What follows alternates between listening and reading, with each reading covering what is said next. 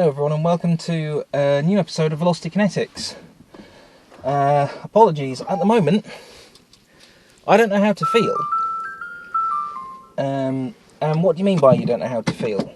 Well, in personal life, as we start this new video, and it's not a Swace cast, this is going to form part of living with a Swace.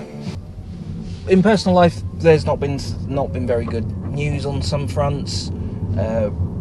Let's just say the surrounding children, that has not been very good recently.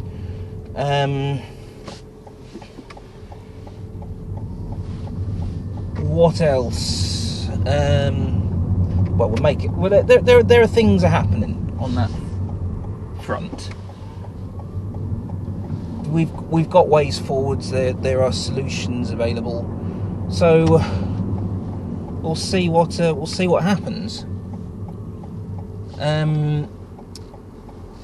This is the 15th of September today, on the day of starting this recording. I think this is like part 9 or 10 of living with a Swace. So this will be taking the car to its third. Well, no, would it be its third? Technically, it's fourth. No. Third, 2,000, 9,000, 18,000, 27, 36, no, fifth service technically. It'll be going for its 36,000 mile service on the 25th of September, and then it'll be going for its MOT at some point in October.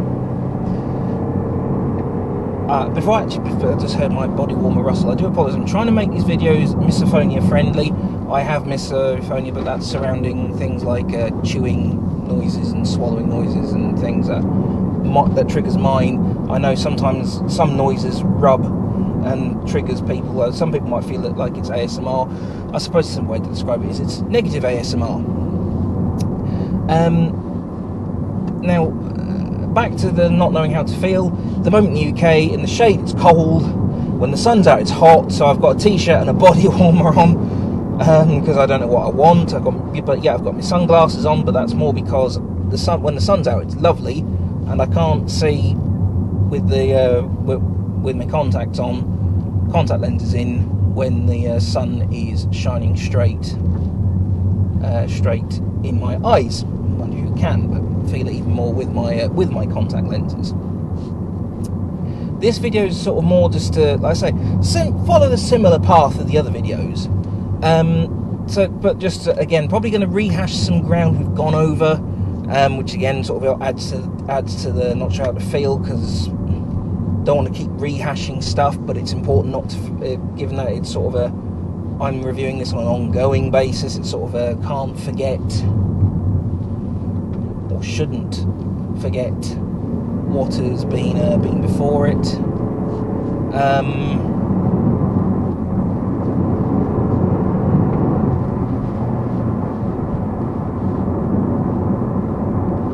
So, where do we find ourselves? Well, at the moment, in terms of ownership, it's been an okay. Is that a horse? Is that a runner? It's a runner. It's been okay in terms of ownership costs, for the most part. Petrol, bit disconcerting that the fuel tank, sometimes even when it's really empty, is only about 35 litres. Considering when I had a Baleno, there was quite often I'd get 40 litres into that. Someone on the owner's forum says, "No, that's wrong, I only ever put 34 litres in." Like, good for you. I can only tell you what I used to do. But it's a bit disconcerting that I can get so much fuel, or so comparatively so little fuel, into this car.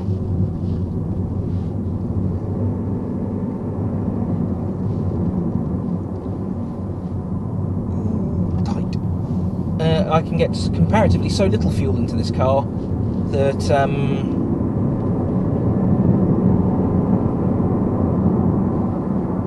that you'd think something this big would have a bigger fuel tank even with its battery, and I do sort of still think and feel that that point, that I do think it should be a bigger fuel tank. But anyway, that's beside the point. Currently getting 57.1 miles per gallon. That's an average more or less from when the car was mostly new. And the reason why I add the caveat of mostly new is because I did reset it at some point not long after I got the car. I can't remember when, and I didn't fiddle with it again because it took me forever to get it above 50. Currently, as we sit today, on 35,669 miles as we're driving along. Servicing costs have been okay. My work made me need it servicing a lot sooner, which is quite annoying, because I used to get petrol money for work, because my base location changed, so they gave me more money to top it up. But then I said, well, yeah, but I bought my car on a certain agreement, and I'm going to well exceed that mileage agreement, so I need a bit more money, and they wouldn't pay me it, which I don't think is fair at all on that basis. If I'm expected to go further and put more miles on my car, I damn well want my extra money. So servicing costs have been okay. The service plan I got with the car covered it. As has been well documented, I did the bumper in very, very early on into owning the car, which was not a good thing at all. I won't say it mentally ruined me briefly. Financially, it didn't. I wasn't exactly in a good spot financially for a few months whilst I sorted it out. But there we are. We've been teaching Sarah to drive in it. It's been good for her. She's found the CVT a bit weird to get used to. I found it weird to get used to being a passenger in the car, because it's weird because I've always driven, but it's more a case of because I've always had to drive. Of course, it is now weird having to be the passenger. We've had the windscreen replaced. That's a problem at the moment. Not as in what they've done wrong. The problem is when the sun shines on the windscreen, it's covered in some sort of mist. No matter how I clean it, I've cleaned it with static cloths. I've cleaned it with a clean duster. I've used a dry towel. I've used special. Well, I say special. It's branded Diamond Bright glass cleaner that I got with my other cars. Inside and out, that doesn't seem to fix it. I've tried the fairy liquid trick. That seemed to not fix it at all. I've tried standard white vinegar solution. That hasn't worked. I've just tried soap and water. That hasn't worked. So sometimes when I'm driving into the sun, I can't really see very well. Now I do wipe it down quite regularly. That seems to be the only thing that that has the most consistent approach. But it is a problem, and I don't recall having the same problem with the old windscreen, the original Suzuki windscreen. So I'm absolutely flying around here because I just need to get stuff out of my system today. Oh, there we are. Look through the corner. No one there, no one there, and no one there. Right, let's power down again. Now I think I'm into unknown territory. That I recall, or don't recall. So that's a problem to a point. Getting this place. Ramsden, Persimmons. We'll see. It's been that is currently some sort of problem. You might recall from the Swace cast where I mentioned I got winged by a BMW. I was trying to leave Ram Meadow car park. I was by the old it used to be the Vauxhall main showroom. It's now a body shop in Bury St Edmunds now, part of the Drive body shop, I believe, just opposite the Halfords MOT Centre. And it's very tight round there trying to leave. And at certain points of the day, particularly around 4:30, 5 o'clock rush hour, trying to leave there is beyond difficult. I was trying to turn right to go up to the crossroads because I wanted to go down Northgate Street. This guy in the BMW squeezed and squeezed and squeezed, and then he banged my wing mirror, basically. I basically threatened to lay him out. I couldn't do anything because it's like, shit, I can't even turn the dash cam footage into anyone because I have absolutely lost my shit. There's no other way to put it. I know some people go, there's no need for that language, but there is no other way to describe it. I absolutely lost my cool with them. And that left wing mirror has never been quite right since. Sometimes there's like a mechanical sort of grinding noise from time to time. It's not all the time. Now, it might be completely unrelated. I can't help but connect the incidents in my head, even if it's just something that always happens. But the mirror doesn't seem to keep overextending. For a little while we did have a problem where it would overextend and would go round, but that was a general problem, and apparently it's something to do with the pin inside, at least according to the owners forum. It's something to do with the pin inside the motor that sometimes means it would go all the way round. In worst cases, you would need to, can't remember if they said you need to take the pin out, oil it and put it back in, or whether it was a new pin. It was a fairly simple fix if you know what you're doing. Amateur might be a bit far for what an amateur can do, but it was. I didn't need to do it, thankfully. Now, with this car being in the UK, when a car gets to 3 years old, and up until the point it's classed as a classic, which I think is 40 years old, it then has to have a yearly MOT. So this car's got going for its first one in October. I've not heard many people on the forum that I'm part of on Facebook say that they've had problems getting their car through an MOT. If it's failed MOTs, it's been standard wear and tear, tyres too low, windscreen wipers split. Too low as in too little tread. I don't think I'm going to have that problem with this car. Reason being, there's a reason why I'm having it serviced a few weeks ahead of MOT. Because if it needs stuff to get it through, like if my tyres are a bit marginal, I've got time to get some. As we are today, the rear windscreen wiper has split, and that's getting replaced on its service. I know some people say, oh, you could do that yourself from Halfords. You know what, yeah, I could. But I'd rather know it's all done. If it was any other time, yeah, I probably would have a go at doing it myself and just replacing it at home. But because it's got to get through MOT, I am not running the risk of it failing on that. The front windscreen wipers I'm replacing when it gets serviced, because when I went to clean them the other day, because the windscreen's not cleaning properly when I've got the wipers on, it's not. It feels like the rubber's going to split if I press any harder to clean it off. And the thing is, there is a lot of dirt coming off on the sponge and on the cloth when I am. What are you doing? When I am cleaning it off. So I'm just going to replace them. Know they are good to go. Brakes, they are still in very good shape for the moment. Although they will need replacing at some point soon. They said that its last service, they said that it still had good wear left in them because of its regenerative braking. I do try and lift and coast as well where I can, because, well, that just makes sense to lift and coast.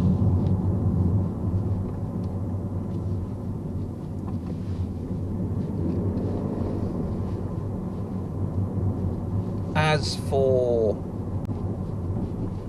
other costs, tyres, 3 years in, I've had the factory set and 2 replacement sets of fronts, and I've had the factory set and a single replacement of rear tyres. Probably could have stretched them a tiny bit further than what I did, but sometimes it sounds horrible to I really don't mean this as negatively as it might sound towards the police, but knowing where the police like to patrol up and down the A14 in certain places, and I've got the money to keep the car in good shape, or got enough money to keep the car in good nick. Why should I run the risk of it? Why should I run the risk of it getting to the point where tyres are shot? Why should I? There's no need. I've gone for Continentals on it every time. the same factory ones. Maybe I could have put some Goodyears or some Michelins on or something, but I've thought, you know, if Toyota/Suzuki shipped it with Contis, there's a reason why it's shipped with Contis. I did toy with having some Falcons put on, but when I had Falcons on my Baleno, they were loud, they were hard. I could have driven over a 50p piece and told you whether it was heads or tails. That's how horrible I found those tyres when they were first put on the car. In terms of it being an estate car, it's a beautiful estate car. Beautiful in the sense of it carries a lot of capacity, ticks all the boxes for the jobs it's supposed to do. Beautiful in terms of looks. No, it's not a beautiful car, but it's a good-looking car.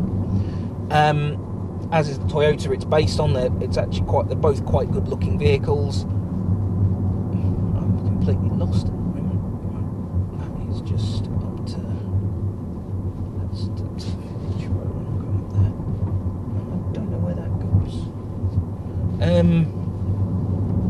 going to come out somewhere near Lavenham in a minute, I think.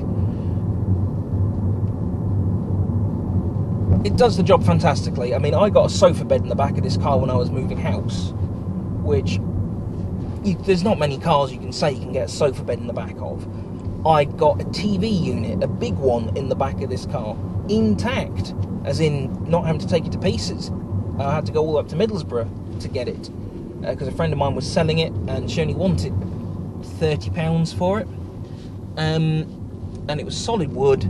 Sarah and I have been looking for something like that, and, you know, for that money, we haven't been able to find one for under £300-400.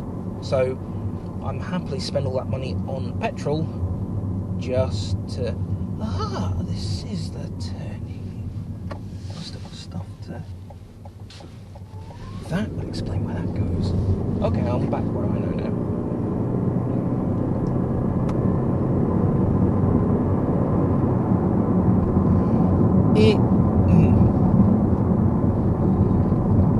It does that job very well. Rear leg room, still not fantastic. I mean, I know it sounds silly to say still. It's like, well, the car's not going to have grown since you owned it.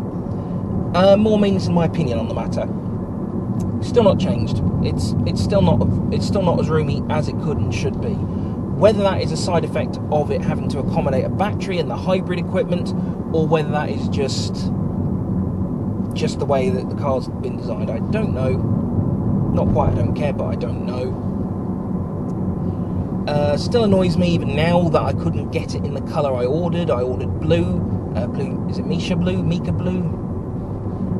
I question it, because whilst I know a girl called Misha who spells it M-I-C-A and pronounces it Misha, I've heard some people refer to it as Mika or Micah Blue.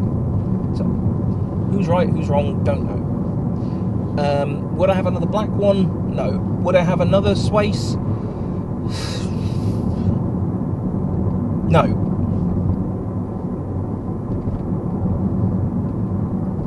Well, let me rephrase. For the money that they were selling for before they went off sale, I would not have another one.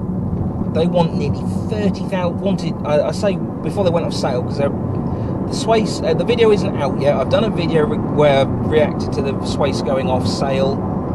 I haven't posted it yet. Combination of life's gotten in the way, and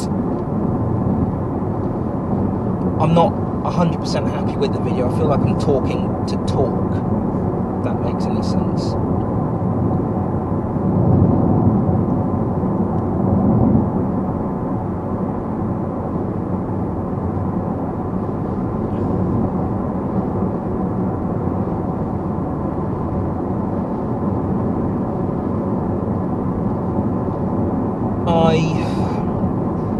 I think the problem is, for me, if I hadn't spotted that Audi saloon used for less than what one of these was selling for at the time, which was about $29.30, I probably would have said, yeah, I'll have another one, because of my own naivety in the car of the car market, shall we say, because of my own naivety, narrow-minded view. of the car market, yeah, I probably would have said I'd have another one. Now, having opened up my perspective, no, I wouldn't. Especially as for the money.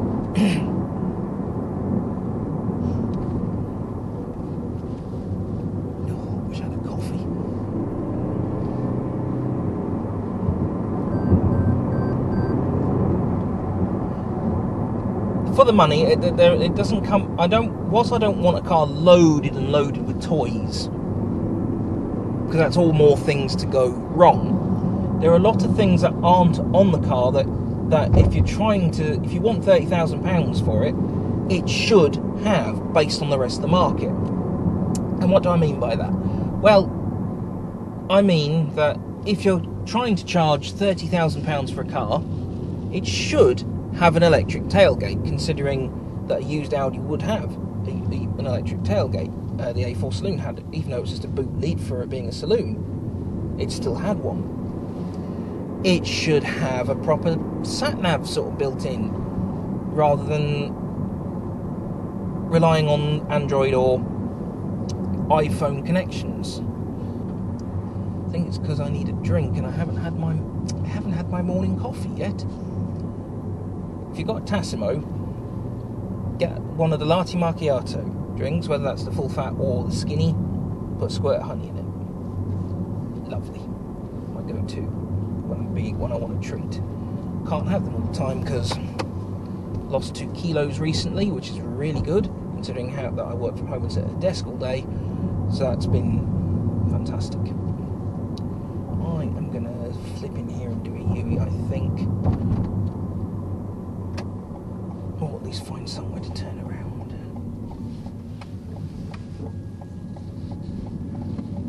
I used to pass this estate on the regular when I used to come through here to go to work when I worked in Hadley.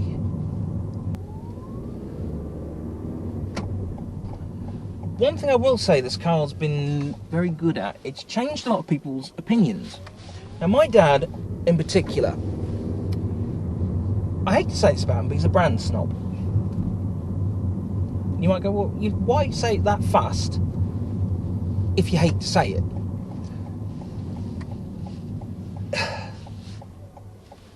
At times I have a complicated relationship with my father, but it's a harsh truth. Why is it a harsh truth? Because for years, when we're trying to find him something else that would meet his criteria for what he needs in a car, I remember years ago I suggested to him go for a Kia Carens, look at a Kia Venga, Vauxhall something. Imagine a Vauxhall. No, it wasn't Vauxhall. What the hell was it? Hyundai perhaps? Or was it Honda? Hyundai, I think. He wouldn't look at it because he was a Volvo man. He'd had Volvos for years, so if it wasn't Volvo, he wasn't interested. But I did get him interested when I said Jaguar and Alfa Romeo. His ears perked up then when I found 2 cars that had what he wanted on them.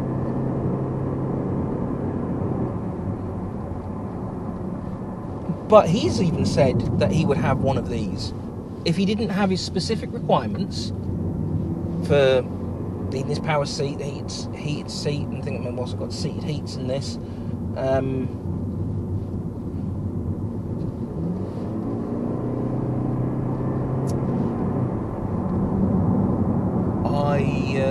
He said he would have one, or at the very least he would have inquired enough and made serious enough inquiries, which from him is very high praise.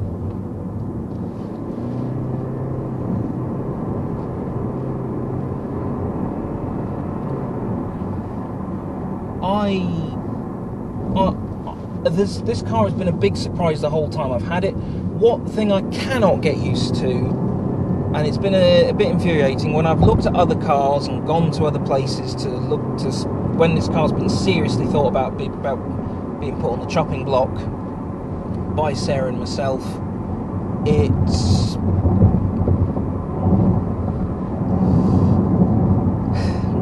it's caused problems. Because when I tell them it's a Suzuki and they look at it and go, well, you talking about? It's a Toyota. And then they finally walk up to me and go, oh yeah, it's got a Suzuki badge on it. It's caused, I suppose that's what's infuriated me about it.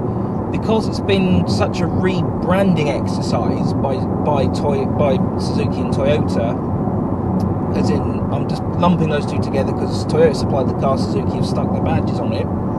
Because it's been such a rebadging exercise, it's caused me problems on trading because people don't know how to treat it.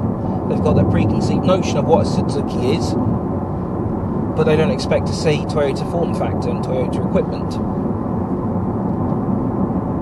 I suppose if I was in their situation, I suppose I'd probably think and feel the same.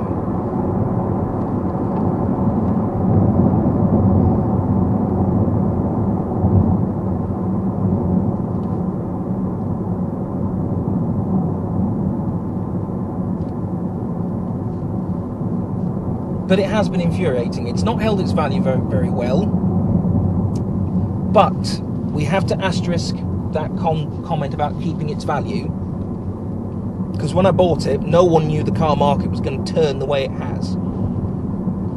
This car, for the price I bought it at, which was 21, that was the right price point for it.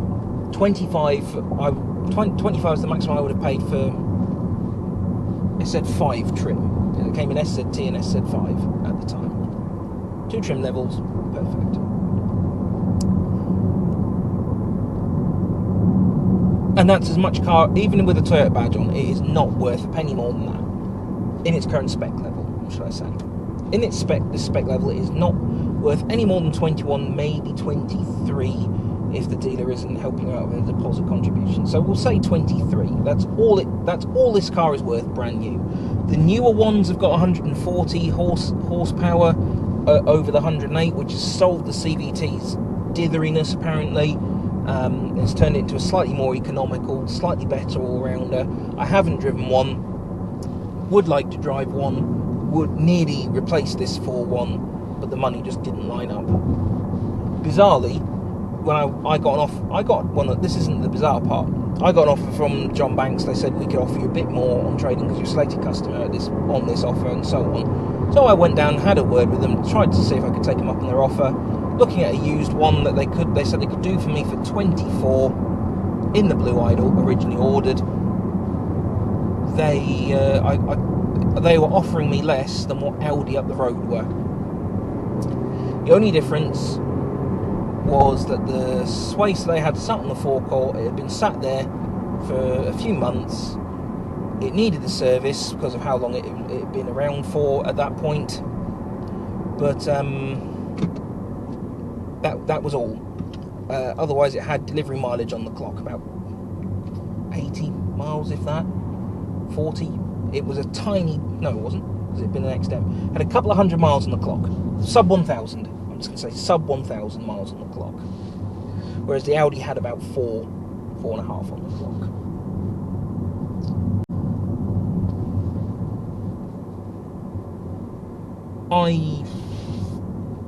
I can't understand why Audi offered me more, probably to try and get me in as an Audi customer. I haven't been a Suzuki loyalist for a long time.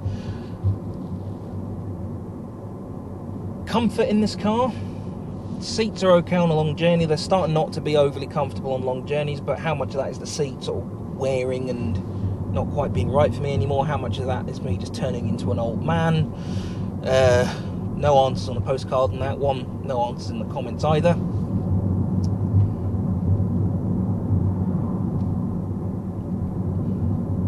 Internally, the interior is held up quite well for 3 years and 36,000 miles, which some people say that's nothing, that's barely 12,000 a year. And yeah, I suppose you're not wrong, but I know people who've done that in a year and their cars are in worse shape. The mats aren't in too good condition at the moment, well at least on that side they're not, because it's sort of ruckled and the ruckle's now permanent. Needs a hoover, whatever material they've got on it, unless I've got two hoovers. I've got an upright vacuum cleaner, an upright hoover, a Sebo hoover, and Sebos are fantastic hoovers. It just doesn't seem to do a very good job on whatever material's in the back. I then bought a cylinder vacuum that also doesn't seem to do a very good job on the back. Don't know what to do. to try and get that to fix itself or tidy it up. But yeah, tyre pressures hold themselves quite well. The gauge warning is useful on this car. I haven't damaged the alloys yet in my ownership of it so far. It's been an easy car. It's been for a long car and quite a big car. It's been very easy to live with, very easy to park, so easy to drive. My father-in-law is very right. It does sound like sometimes it's thrashing itself. And my godfather, who had a Toyota CHR, I don't know if he's gone for a Corolla now, but the CHR had more power, and it was also a CVT and similar hybrid layout. He said his also sounded like it was thrashing itself. Now, understanding how a CVT works, it makes total sense why it sounds like it's thrashing itself. It's trying to stay in the right power band to do the job.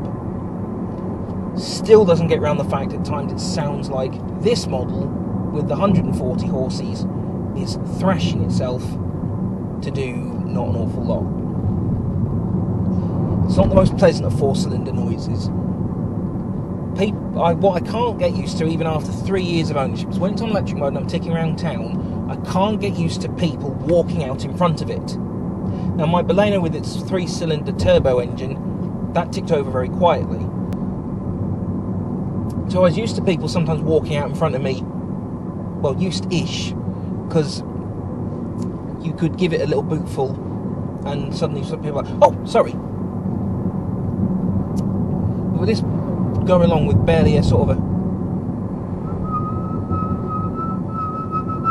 a, as it goes on electric mode, if you've got tinnitus at that frequency, you aren't going to hear it.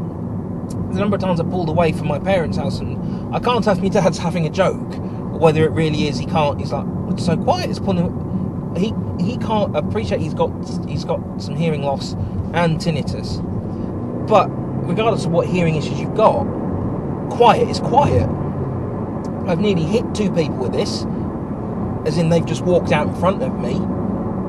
Had to pat the horn at one person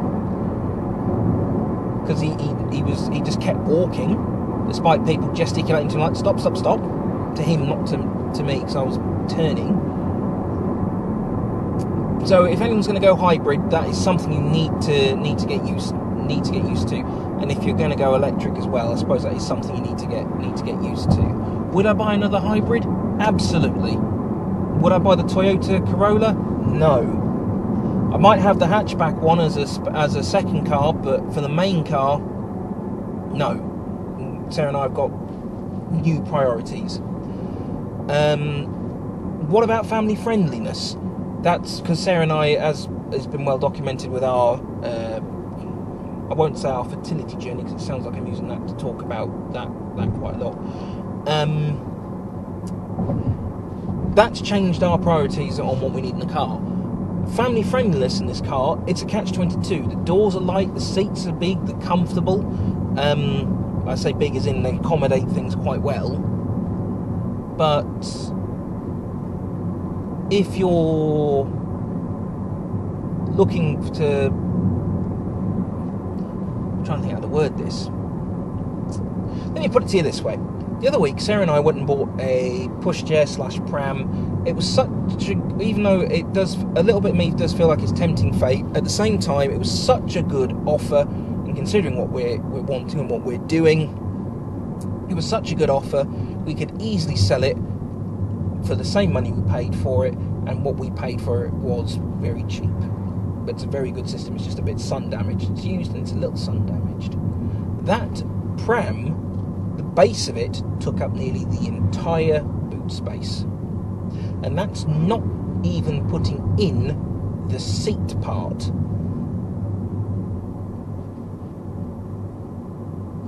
Now, I don't know whether my parents had a different sort of pushchair when I was little, whether it was smaller or whether I'm remembering things differently, which is quite possible, whether I'm remembering it from a child's perspective, everything was different shapes and proportions. But it's not a good family-friendly boot for a new family, I would say. Be prepared to potentially lose most of the boot space to a pushchair. And I would say the same if you've got a family member who needs a wheelchair, because a wheelchair, even the smallest and most cheap form factor of wheelchair, takes up quite a lot of space. So I would think twice about that. I do want some roof rails for this car because I want to get a roof box for when we go on holiday.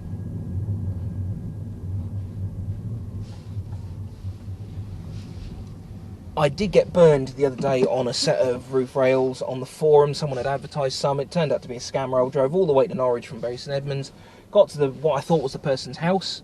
Note you say what I thought was the person's house. Someone turned up and they're like, "What are you doing here? Who are you?" And it turned out that someone's using their address to buy stuff, to sell stuff that doesn't exist. In 3 years of ownership, this has been a very good car. It's been very, very good. And trying to sum everything up is quite difficult. I really like the car, and it's been very frustrating all at once. It's been frustrating on the cost front. It's been lovely in terms of way to drive.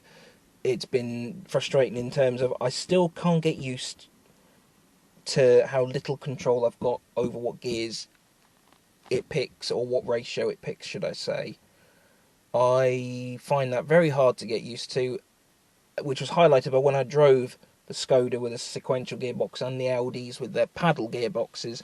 That was the element of control I was wanting to have and I've missed. Which I think is what's kind of put the nail in the coffin for this car. As in, that's just been, you know what, I need that control, I want that control. If I hadn't driven those, I probably wouldn't think twice about this. But then there is also the added complication, as has been well documented, that Sarah would like some with all-wheel drive, which perhaps isn't such a bad idea with where we live. And unfortunately, with this car now going off sale, to be honest, I'd recommend it used. It's a really good car in many ways. It drives really well for a hybrid. Yeah, that Audi A4 I drove, a Peugeot 508 even probably is probably a much more engaging drive around the twisty stuff. But you fling this thing in, it'll answer, especially if you chucked into sport mode. I think perhaps the weirdest thing in 3 years I've discovered is in sport mode it seems to do the best hybrid job. Normal mode it's okay, eco mode it's a bit lackluster, but I suppose that's why it's eco. It's, yeah, I don't know. I honestly don't know. Anyway, I'm going to show you something now. We're talking about child friendliness. Something behind me. Give some new parents a good idea as to what might be a good car to go for. Or should I say some prospective parents. Like I said, be prepared to lose most of the space to the pushchair base. But don't forget, with it being an estate, you do have the vertical to go with, and it's a nice, I would say low as in it's low in the sense of to lift your pushchair into, or wheelchair if you're with someone who requires one of those. It's not too much to lift it in to, but for the love of God, don't do your spine in doing that, because you'll never quite be right again. As in, be careful. Okay, so I'll try and wrap this little section up. I know some people say you just talked and rambled. I've Swace casted it a little bit. We'll go, now I'll show you the bit that I want to show the prospective parents, or current parents, or new parents of what's in the back. Then we'll go post-service, see if anything's come up. And depending on when this fork comes out in my schedule, we'll go MOT as well. Right, so one for the parents out here. See here, let's see, kind of see the ruckle in the mat I was talking about in the main video. That is the door fully wide open. I'll try and step back a bit so you can try and gauge how far away I am from the edge. So that's the door as wide open as it'll go. Back door, that is, the front door is still on the notch. And here we have Joel seat, or Jolie, I'm not actually sure how you pronounce it, but this is the full Isofix. So it hooks in there. The covers come off really easy, but I would recommend, if anyone buys one of these for Isofix, but for family, the Isofix covers do look like the sort of thing that are very easily lost. So I would do what I've done, either put them in the glove box or put them in the middle compartment, just between the two seats there, which is where I'm currently storing mine. no, Sarah and I haven't had a child. We, like I said in the a few minutes ago, bought the seat, and now I'm actually just getting used to the sounds and rattles. Also getting used to Sarah's seat being in its position to accommodate it. So like I say, it's on the full Isofix base. Now with this, as you probably noticed, that seatbelt's not done up. With where this is, it is not currently triggering the warning to say, oh, you need to put your seatbelt on. Now, if it was to trigger it, I would probably thread it through here and round the back, because trying to get this all the way around, it runs out. Or the other option is I need to buy an extender. It's quite a bulky baby seat in many ways. They've all changed since I was little. But yeah, this is... I'm not sure I like how that goes. I don't know whether that's a thing with this manufacturer of seat or whether it's to do with the car. Not sure I quite like the slidey, but it does seem quite good. I do get from my driver's seat, so from the driver's seat, I do get a nice sort of look here. So if you did want to put a little mirror up there to be able to keep an eye on the Ben, it does look like it'll be a nice, easy setup to have. I mean, once I've sussed out it was just 2 prongs, and once I realised you just pull the Isofix covers off, it was super easy to put the seat in, like stupid easy. And from when we've practiced, the only thing I would say is that's not an awful lot of room to work with. Sarah's not the tallest of people. I'm not the tallest of men either, but that's gonna potentially be a bit hard with the car being quite low. I'll show you how easy it is to get the Isofix off, actually. Just come out the other way.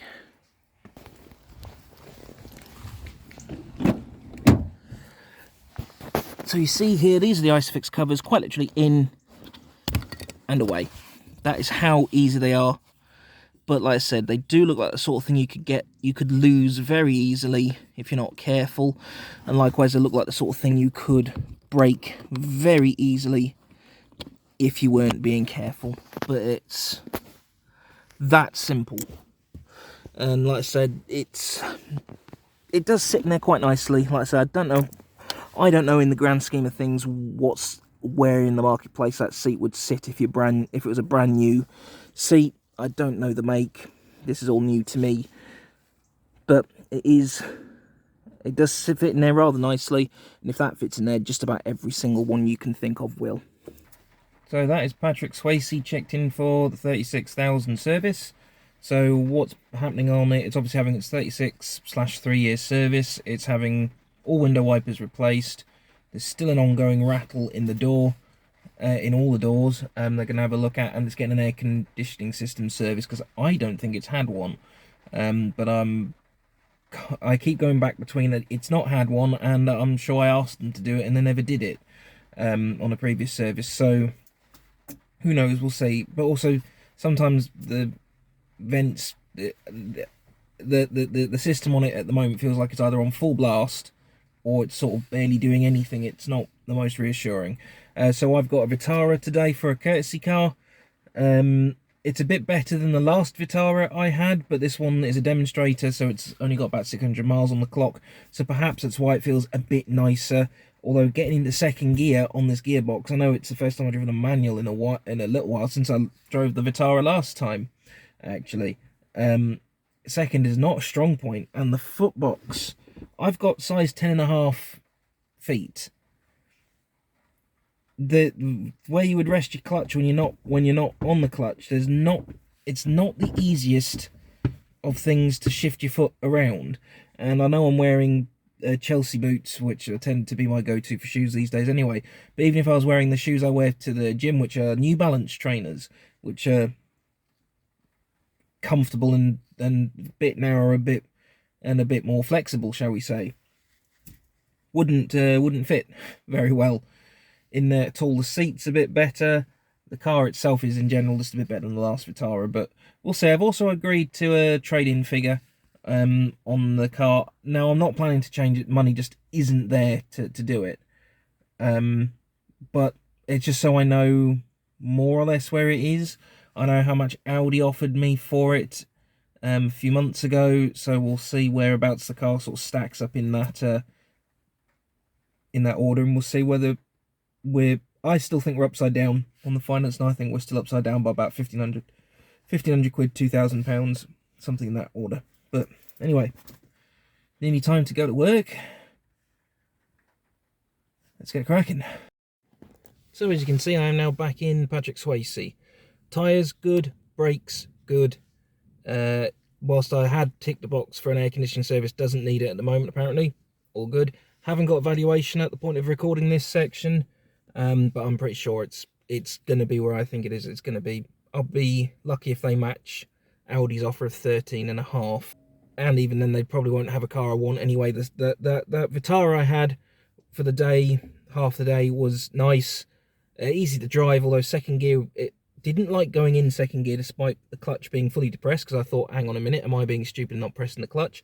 The pedal box is very small, but there we are. The car's booked in for its MOT. Rattling windows, they still don't know what the problem is. I've had another look. Apparently it's now going to Suzuki Tech for them to find out what the next steps are. I think next step is a full-blown replacement of the mechanism, because that seems to be...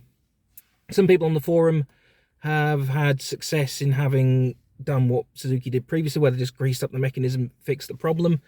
Some people have had to go through a full replacement, and some people, the problem just miraculously stopped. So unfortunately it's not stopped for me. We'll see what happens when I get a phone call, if I get a phone call about the valuation. So an update after service. Sorry, at the moment I'm waiting for my manager to respond back to a message. I've run out of work to do. It's been happening a lot recently. Rumour is it keeps happening because we're nearly out of money. At least for this year, which is not good. But anyway, service, it came back all fine. I was worried it was going to come back saying it needs tyres. Apparently they're still good for now, so that'll be good for its MOT. I had all the wipers replaced. It made me realise how bad the other ones had gotten. So both front and the rear wiper have been replaced, so it's now on its second set. Yeah, I was an idiot and paid dealer prices, and if I were to do it at home, I could have done it better, I suppose. Or not better, sorry, I could have done it a lot cheaper. Because I think it cost me 110 fitted, without looking at my credit card bill. It's about 110, 115 for all three fitted. With it coming up for its MOT shortly, I thought, you know what, just pay the extra, and then I know it's right, because then if it fails on the MOT because of that, then it's like, well, you fitted them, not me. At least that's my sort of logic behind why I've done what I've done. Brakes are in good condition. Apparently the rears are 35% worn, the fronts are only 5% worn. Very surprising, especially, I mean, I appreciate they're designed to take lots of heavy stops, but especially how big a stop from how high a speed, I think it was about 70, 72, I had to make the car do that stop from where, on the M25, where he nearly went into someone. I'd have expected more wear, but I'm happy that there's not that much wear. And then the other thing I asked for was an air conditioning service, because I don't think it's had one. I was told it's fine, which is a surprise, because in my Baleno they always offered me the service and the clean on it. So either the Toyota system is a hell of a lot better than Suzuki's own system, or Stoneacre took me for an absolute ride. At times I'm beginning to wonder whether it's the latter. Probably is the latter, to be honest. The other thing though I asked for on the form, it said any other services you want, would you be interested in a valuation on the car? And are you looking for a valuation just for a rough idea, or are you looking to actually seriously replace? I said, yeah, I'm interested in a valuation, because I'm intrigued to know how that car's value is stacking up versus what I owe on the car. And at the moment, it's only upside down based on Suzuki's offer. It's only upside down by about 800 quid, which is okay, not good. It's okay. The reason why I say it's okay, I was expecting that to be about 12, 13, maybe even as high as 1,500 quid upside down. So, yeah, that's okay. The guy, though, he did tried to offer me more, tried to offer me another car. They still had, I'm trying to think of which Swace cast it was I discussed, that I'd been and discussed about a new Swace. They had a blue one used, had about 400 miles on the clock, and it's still there, which is quite a surprise. that it's still there. I'm not really interested in another... with the Swace sort of going to be going off sale soon, bit of me's not interested in having another... not having another Swace. But I also feel, for me, it's... I do love a Suzuki, for the most part. But I think it's time for me to... Unless they get another partnership offer through another manufacturer, or Toyota or Suzuki changes its mind and it continues having the Swace. If the Swace comes back, I may be tempted by another one, but I want to try another manufacturer, even if I have an Audi for a few years or a Peugeot for a few years, and go, no, I'm going straight back to Suzuki, even if it has to be an SUV. I'd rather do that than stay where I am, because I've realised recently, well, not realised, I've known for a long time that my dad, with his love for Volvo and staying with Volvo, he missed out on opportunities with other manufacturers. And then recently he's reluctant, when he was with Ford, he was a bit reluctant to look anywhere else. But he's now got a Kia Niro on my recommendation, and I think it's opened his eyes up to, he should have been looking at a few more manufacturers. And that's the same for myself. So if I'm going to look for another car, I'm going to look elsewhere. The problem is, though, the other thing is how much they wanted per month. So granted, these were on figures where I didn't put anything in apart from clearing any negative equity. The blue Swace that was on a 73 plate would be 441 a month. They also have a brand new white Swace, so I could get the private plate I've currently got on reserve put on it as well, and have it registered with that plate from scratch. But they'd want 448 for that. But as a gesture of goodwill, John Banks would write off and give me the money for the shortfall on it. And admittedly, when I look on the owner's form, it's very tempting to go for the new one, because apparently the extra power has sort of solved some of the gearbox's indecisiveness, or at least, it doesn't seem to be constantly picking and choosing ratios quite as much. It's got a little bit more pep, it's a little bit more economical. But money is not my friend.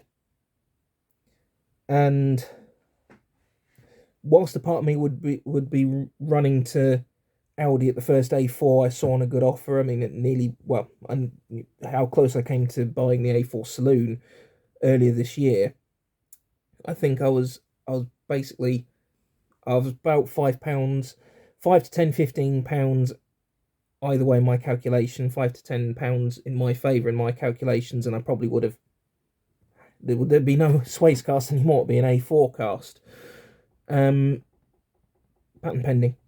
Not patent pending, but you heard it here first. So if anyone does a podcast about that, it's my name. It's the dealer, the man I spoke to. He was a bit pushy. On the phone with this Swace, a little pushy for my liking. I don't like pushy car salesmen. Some of them, I think, some people will know. Some dealers see it as a game when someone comes in who knows stuff about cars and knows their stuff, and some people see it as a threat. And I don't know how the guy saw it, but the fact I wasn't interested, he was like, maybe he just needed to make his quota, or his quota, or saw me as an opportunity to make a quota very quickly. Probably that. Just not interested. And like I said, Swace, especially the new one that's in white, I don't want another white car. I mean, yes, I was an idiot and paid for black paint. Mind you, I had ordered blue. But unless it's already... It's going to sound contradictory. If I'm buying something new and I'm having the choice in what colour it is, I don't want white. Now, if that was, say, another 73 plate Swace they could have done a good deal on, then I'll have whatever colour it comes in. Likewise, if we look at the A4 that I saw, that was in Audi black. Don't particularly want another black car either, but because it was such a good offer and that was the colour it came with, I'd have taken it. The Skoda Kodiaq that we test drove, was it in grey or was it silver? I think it was grey. I'd have taken that because that was the colour it was in. I didn't particularly like the grey, but it was a lovely car all round. Why am I going to hold the colour of its paint because it's used against it?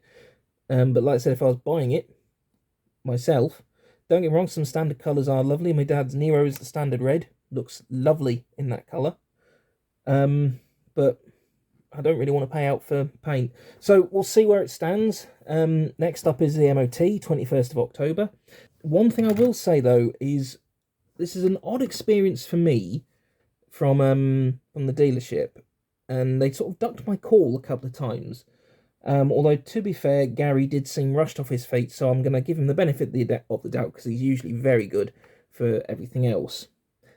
I've had a child seat in the back of the car, as you'll have seen, and when I got the car back, I took the child seat out before it went so the car could be hoovered and everything quite conveniently, and I think I've gotten used to the noises and the sounds and the rattles and of a car seat, and used to where the passenger seat would be when Sarah sat in it if there was a child seat sat behind her. But there was a random piece of metal left in the car, like a metal tube with a rubber foot on it and a sort of a metal plate attached to it.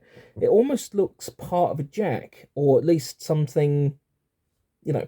It's clearly not off the piece of metal that was left behind, because I thought, oh, did something come out the car seat? Like, that piece of metal is longer than the car seat. Whichever way, whether you're talking about the bit that sits in the floor, on the floor, upwards, or the bit that goes backwards into the isofix, it's longer than either of those pieces of plastic, so it's clearly not that. But they would sort of duck my call, and then I went back like, well, we don't know what it is. I'm like, well, it's not mine. I can tell you that one for free. I would liken what it looked like. Imagine an elbow crutch, as in with its foot and the metal pole, and up to where you would then hold on with your hand. Sort of replace that piece with the handle with a piece of metal, and then sort of cut it off there. That's kind of what it was. And like I said, to be honest, I think, like I say, it was either part of a jack, although thinking about it, there's a weird piece of jack. If it is, it's probably something that the guys who've washed it and cleaned it have just probably put in there for a minute whilst they were hoovering it and forgot to take it back out. I did actually, just going back to the dealer story, I did tell them that Audi offered me a lot more for the car, and that's not too much of a lie, because Audi did offer me more. They offered me about £800 more for the car, and the car hasn't got that many more miles on it since then, so not enough in my opinion for it to drop by that much. And then the guy offered me even more when I was on the fence. He took it all the way up to 14 against an A4. And when I said, well, I was offered more, can you do anything more? He's like, nah. At Suzuki, when I said, can you do anything more? They went, nah. So, what I have found interesting, when I looked at the service book, when I used to commute from Risby, which is the other side of Bury St Edmunds, to Ipswich quite a lot, and to Stowmarket, for the company I work for. Although I was in a different part of the business then, so I had to go to an office all the time, or branch all the time. In the period I was doing a lot of commuting to Ipswich, my car was serviced twice in about 7 months. I'd gone through a full service interval that quickly, and my work wouldn't pay me more for the extra wear and tear on my car, because I only have a 10,000 mile a year allowance. To show you the power of working from home, that car's gone from being massively over its mileage limit, nearly twice as much as what it should have, to, as we are today, it's about 6,100 over, which is insane. It's gone from I can't put it into words just how much slower I've put the miles on it, which should hopefully help me with its future value. But with potential interest rate cuts coming, potentially car values will start going back down, because finance for new cars will become a bit easier to get, whether that's loan, PCP, HP, what have you. But like I say, we will continue this after it's had its MOT. So what day are we on today? The 3rd of October. We'll resume filming in about 3 weeks, and we'll see where we're at. And if I happen to be wearing this again, I haven't lived in it. I just find it so bloody comfortable. Although there is a slight new problem that's started to occur with this car. Since it's been serviced, the glove box won't stay on. Now, and I have managed to fix it. does require the most infuriatingly small amount of pressure to fix it, but the glove box will sometimes come down and not sit flush. Sorry, it won't sit flush when it's closed and sort of be half out. Now, I believe it's because there's a filter behind there, based on what help I got off the forums, which they'll have gone into to check and replace, or service as part of its last service. But the fact it keeps doing it now is a concern, because I can't see anything that's visibly damaged, and at least to my eye, doesn't appear to be anything missing, because I've checked it against videos of people taking it out in a Toyota, and everything seems to be there. So, additional pain in the tush. So, the car is now in for its MOT. Today's courtesy car is a 24-plate Swift that, yeah, it's not proven my favourite. I did review one a few years ago on the channel when I had it again as a courtesy car when the Swace was in. This is just a facelifted model, and I cannot get my positioning right. I just cannot. Don't get me wrong, it still drives nice like a Swift. Still drives like a nice Swift. It still goes and pulls quite nicely. The gears are nice. It's better geared than it used to be. Far better geared than it used to be, but still not ideal. Seat is very, for my liking, I'm going to say it's uncomfortable, but more because I cannot seem to find the right position. Granted, I've only got it for a little bit. This is actually one of the salesman's company cars. Yeah, it'll do. And the Swace isn't exactly a luxury car. Currently can't be too sure, but I suspect it has passed its MOT, but waiting on a couple of other bits to be confirmed, like its window rattling, as to whether they're going to look at it, and something I raised about the glove box, but looks like it has gone through as it should. So, car passed its MOT. Fantastic. So that's 3 years of ownership in the bag with a Swace. Still a very good car, still one I would highly recommend. Beware you are going into buying one now with the fact that they're not going to be on sale for much longer. Granted, you'll still be able to get plenty of help from Suzuki, and Toyota, as far as I know, have no plans to drop the model. So, worst case, you'll always get help from Toyota. They've reseated the glove box, because I mentioned it was coming off. What they've done is, I believe they've taken it off as if they were servicing something behind there again, and then put it back. Rattling windows is still ongoing. They've raised a ticket with Suzuki. I've still heard nothing. If Suzuki are going to do with this like what they did with the Baleno, then I'm going to be arguing until I'm dead to get it fixed. I don't think that's fair. It's a problem. It's a fault. You can hear it. You don't need to be... If I drove down excessively bumpy roads, then it's a case of, well, Mr. White, you're driving down roads that the car's never built for. Like, fair enough.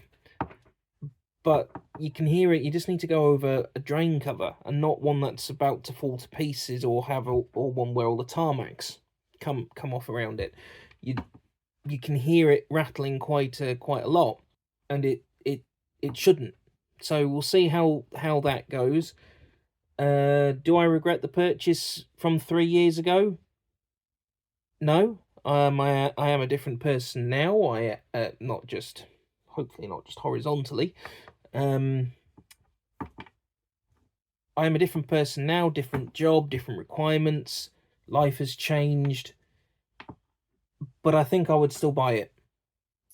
I would have done a bit more research, but no one knew cars were going to jump up in price like they did. And is the Swace a £30,000 car, £29,000 car? No, it is not. Even with the improvements they've made, allegedly, I say allegedly because until I own one / drive one long term, I can only say it's what's written. Can't vouch for it, so to speak. It's not that much car. If I'm spending £29,000-30,000, I want something with a bit more prestige of a badge than Suzuki on it, if that makes sense. Not to belittle Suzuki, but if you told someone take take initially out of the conversation what the badge of the car is out of the conversation. If you tell someone you spent £30,000 on a car, their brain is going to go Volvo. It's going to go BMW, Mercedes, Volkswagen, Audi, maybe even Skoda, maybe not. May go Seat, maybe not.